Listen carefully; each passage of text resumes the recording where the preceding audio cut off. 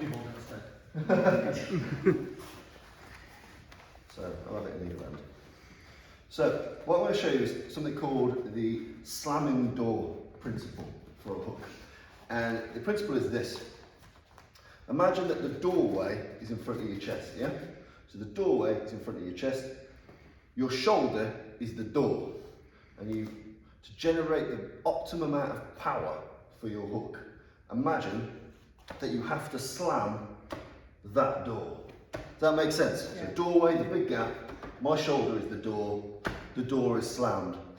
This gives me the notion that I put all my shoulder and all my torque and all my power. If I can't get the shoulder or imagine the shoulder smashing into that central point, I've not put the right amount of torque on it. So Sonny Liston was a proper scary bastard puncher. Scary, like people lost their bollocks when they boxed Sonny Liston. He could hit really, really hard. And it's essentially his principle of throwing the hook. So being able to slam the door. A lot of other boxers have used it since and morphed it and changed it. The whole idea is really simple. It's being able to, any circular shot, because we can expand this now, we can put in palm strikes, put in slaps, whatever you want to do. The whole idea is we need to work so our shoulder hits that point for us to generate proper power. So what I just want you to work on is I want you to work on an expansive guard, so an expansive fence. So the hands will be out, okay?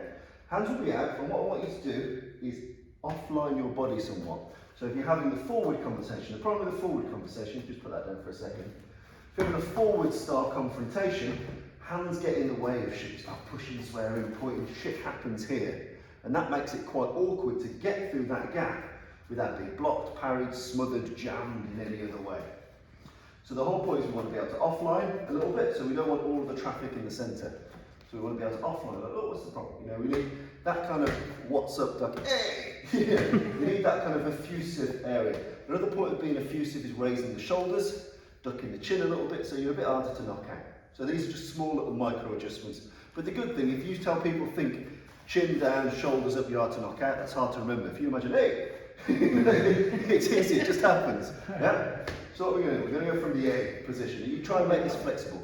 I'm really keen on being able to shadow box a conversation. So go through all the phases, calming it down, ramping it up. We won't go through that, it's boring. But it's a thing to do, you know, how to shadow box a conversation as it gets more angry, as it calms down, that changes where your gestures are. But as you start to get a lot of in trouble, the hand is already on the outside of what is an effective defence. If it's in the middle, I'm going to get caught or jammed by something. My hand's already on the outside of that defence. It's pretty hard for him to catch. So we're going to go outside. Just keep your hands there for a second. Go outside. Slamming door principle is when I throw my hook. I want this to appear. Bam! So I want the shoulder to move here. I've got passive defence on this shoulder in case he spazzes out, but we want to get this type of shot in. So we want to be able to go from what's the problem? Slam the door. Yep. Nice and simple. And I want you to really think about knuckle placement from here. Really try and get alignment, because the important thing about the punch, why I'm punching him, is I want to shake his brain. I want to shake his brain to knock him out. It's easier for me to shake a brain with this than it is this. You can feel it on yourselves. You know, if you punch yourself here, your brain wobbles. Your palm heel, you strike, it doesn't wobble as much. So if you're gonna land a proper punch, it's to shake his brain to knock him out. So if you're thinking knockout blow, preemptive blow, sometimes a punch is more effective. If people only have a couple of hours to learn, palm heel slaps, that's fine. If you've got a bit more time to dedicate to it, learning how to land a decent knuckle orientated shot really matters. You can feel it on yourself. You can feel the difference in the shake on the brain. So we're going from here, being effusive, we're talking shadow boxing, we're bringing ourselves off the line, and then if I use this as my guide, I'm going to explode so that my shoulder hits here. I want to get maximum torque on it. Bang! It's a big, kind of hopefully finishing shot, which I can't pull off from here. I can't pull off a traditional hook from here without getting blocked. So I need to be able to conversation, oh, what's the problem? Then this gives me a little bit of extra room. You know, I bought myself, you know, there's a 3-4 inch gap here. As soon as I'm here, there's a 6, 8, 12 inch gap. So I bought myself, I've reduced his reaction time to that shot. We're talking, what was the problem? Slam that door. That's the shot we're looking for. And the whole point we're hitting circular is because we want to achieve the brain shake in the knockout.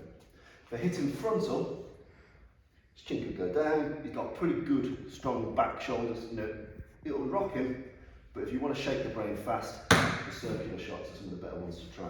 So all I want you to do is get used to the setup. So talking like a nice Italian man.